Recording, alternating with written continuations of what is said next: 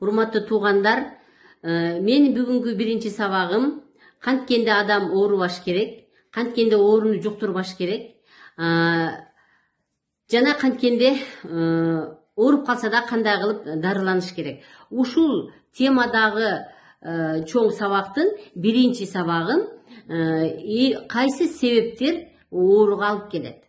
Ооруга көбүнчө стресс алып келет. Стресс, нервтенүү, тез кыжылат болуу, кандайдыр бир нерсеге көп күн, көп жылдар жүрөгүндө ызан алып жүрүү, болбогон нерсеге эле кыжылат болуу, ушул нерсенин бардыгы биринчи себеп болуп, ушул нерселер организмдеги оорулардын алып келүүсүнө түрткү болот. Биз муну кантип билсек болот? Кантип биз ушул стресс, чыңалуу, жыйрылуу, нервтердин жыйрылуусу канткенде ооруга алып келгенин, ошо ооруга алып келгенде организмде кандай өзгөрүү жүрөрүн мен азыр силерге көрсөтүп берейин. Бул нерсени биз канды алабыз, кан алып, тиги айнекчеге канды коюп, кургатып микроскоптон көрөбүз. Микроскоп эки түрдүү болот. Бирөө мына обыкновенный лабораторияларда 100 жана 200 эсе көтөрүп берген, 100 жана 200 эсе чоңойтуп көрсөтүп берген микроскоптор бар. Андан тышкары темнопольный микроскоп бар. Темнопольный микроскоп биздин препаратты 1000 жана 2000 эсе чоңойтуп көрсөтөт дагы, ошо биз алган кандын ичиндеги кандай өзгөрүүлөр болуп атканын абдан даана көрсөтүп берет.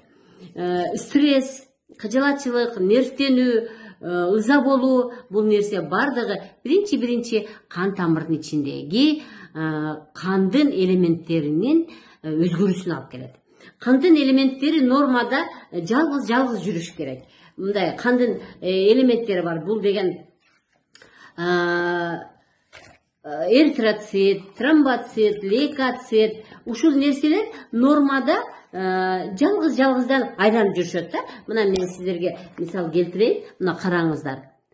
Жалгыздан кандын элементтери кан тамырдын ичинде айланып жүрүп, ар бири өзүнүн кызматын аткарат. Эритроцит өзүнүн кызматын аткарат, лейкоцит өзүнүн кызматын аткарат, тромбоцит өзүнүн кызматын аткарат. Булар бардыгы бизге организмде чоң жакшы кызматтарды аткарып берет. Эми ошол адам ооруп, кыжылат болуп, сыгылып, дайым чынын айтсам мындайда көрө албастык, ыза болуу, ичи тарлык, тез жинденүү, мунун бардыгы ооруга алып келет. Ооруга алып келгенде дагы ушул биринчи кан тамырдын ичиндеги элементтердин өзгөрүүсүнө алып келет. Алар кандай болуп өзгөрүп калат? Мен силерге азыр биринчи сүрөттө көрсөттүм. Ар бир кандын элементи жалгыз жүрүш керек депчи. Мында жалгыздан кенен, мисалы автобуска адам түшсө дагы, кенен ар бир стульчикке отуруп, кенен кетишет го. Ошондо аба көп кирет, адам жакшы дем алат. Эгерде бир эле маршрутканын ичине 20 адамды ордуна 40 адам тыгып койсоң, ал дем ала албайт, кысылат, аба жетпейт, кыжылат болот. Көрдүңөрбү? Ошол сыяктуу кан тамырдын ичиндеги элементтер дагы стресс болуунун, нерв болуунун натыйжасында булар бири менен жабышып калат. Мынакей, бул столбики деп коет. Мындай тыйындарды, нанды, мисалы набайда нанды жапканда бири-бирине мынтип коюп туран алып кетишет го. Ошондо булар бири-бирине жабышып калышат. Бул мезгилде болсо, бул слаж деп коет. Прям тыйынды бири-бирине кошуп туруп коюп койсоң, ошондо булар бири-бирине жабышып калгандай акыбалда болушат дагы, булар өзүнүн кызматын аткарып бере албайт. Эритроцит бизге кычкыртек жеткирип берет. Гемоглобинди кармап турат. Эми ушул кызмат начарлай баштайт. Экинчи бир себеп стресс болгондо, бул лейкоциттердин абалынын өзгөрүшү.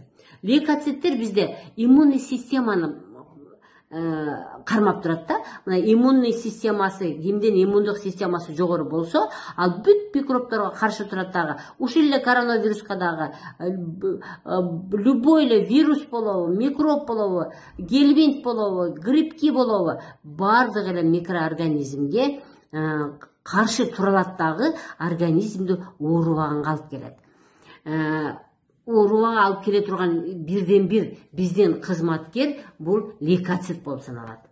Ушул лейкоциттер мына караңыздар өзүн 3 эсе кичинерип кызматын жакшы аткара албай калат.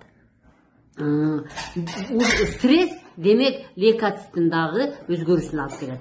Эритроциттин өзгөрүүсүн алып келет экен, лейкоциттин өзгөрүүсүн алып келет экен. Жана үчүнчү дагы бир бузулуу бул организмдеги кан тамырлардын ичинде майда жандыктардын көбөйүп кетүүсүнө алып келет. Ушул себептер ооруга алып келет. Мисалы, боордун тушундагы же бир ичегинин тушундагы кан тамырлар жыйрылып калган болсо, мына стресстин айынан адам стресс болгондо тез мындай жыйрыла түшөт да, ал деген нерв клеткалар жыйрылууга алып келет да. Жыйрылууга алып келгенде ошол орган жыйрылып калат дагы, бул жердеги кан айлануу жакшы жүрбөй калат. Демек кан тамырдын ичиндеги элементтер дагы бири-бири менен жабышкан абалда калып калат экен дагы, бизге жакшы кызмат аткарбай калат экен. Бардык ооруларды, бул дүйнө жүзүндө кандай оору болсун, бүт оорулардын эң биринчи себеби бул нерв, бул стресс. Ошон үчүн адам канткенде стресстен чыгабыз, канткенде нерв болбойбуз. Бул боюнча мен кийинки сабактарымда, дарылоо сабактарымда силерге түшүндүрүп берем.